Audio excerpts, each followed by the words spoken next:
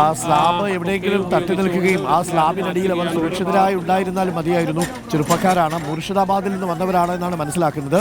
ഇവർ 17 പേരുണ്ടായിരുന്നു. ഈ ഇരുനില വീടിന്റെ മുകളിലും താഴെയുമായിട്ടാണ് അവർ താമസിച്ചിരുന്നത്.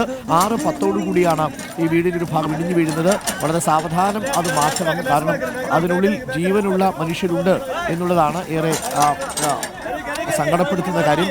അതിൽ അവരെ നമുക്ക് തിരികെ ജീവനോടെ എടുക്കേണ്ടതുണ്ട്.